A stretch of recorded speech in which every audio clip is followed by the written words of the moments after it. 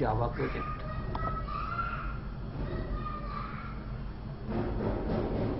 We name it as Spring Hello World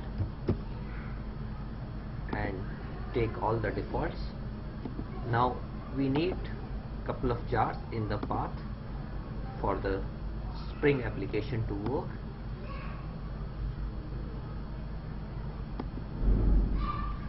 So one is in the download of Spring Framework lib Jakarta Commons. You will find Commons logging.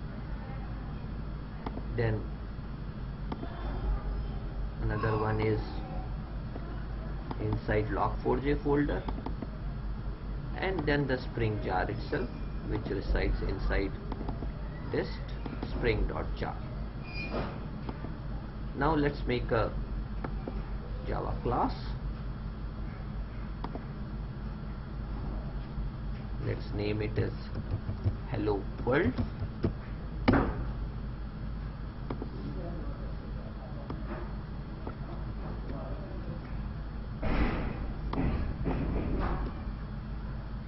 It has just one method, print message. Now the next important step in Spring application is to make the configuration XML. This is the place where we register all the classes that we want to be managed by the Spring container. So this is how a configuration XML looks like.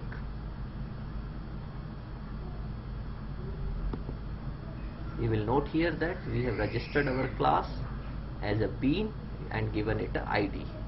Now let's see how we can make use of this bean which we have registered in the Spring. So we make a class, a main class, and inside that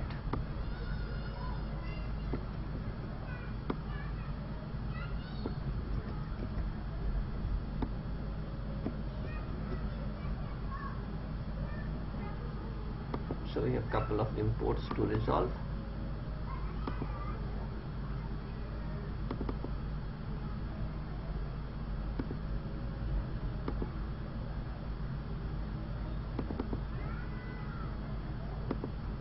Note here that we refer to the XML and then we make app context and we pass this XML to this context. It actually makes a Spring factory, and we go to the factory and say that give us the bean with this ID, and this is the same ID we have used in our XML, and then on the bean we can invoke our methods.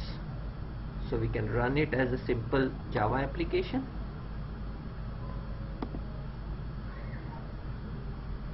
and it prints hello world. So the important thing to note here is that we don't create the objects now. There's a Spring which takes care of creating the object. Now let's see that how we can go further so that we can ask Spring to also wire the relationship. So for that we write another class,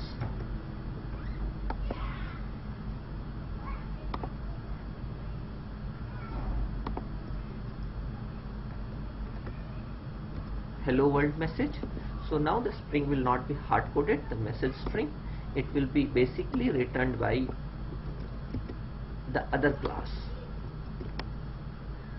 and then the changes in the hello world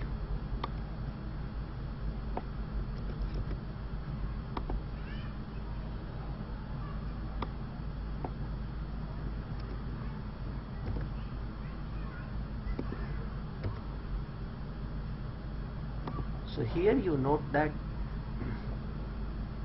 we are now getting the message from the message class.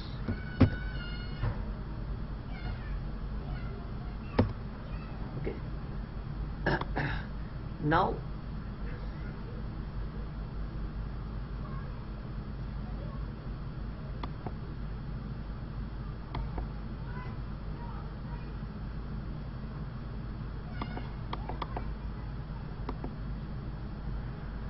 okay, so now we change our XML a little bit, and what we do is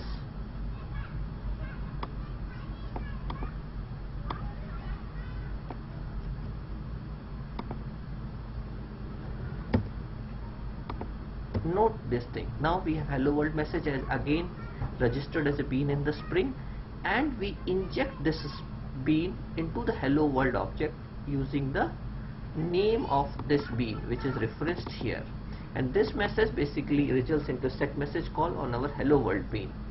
So our Spring main class doesn't changes. We just run this class again and we get the same result. But the important point here is that the relationship is now wired by the Spring. So these are the two important features of Spring application, or the Spring capabilities. One is the ability to create objects, and another is the ability to wire the relationship between objects. Thanks.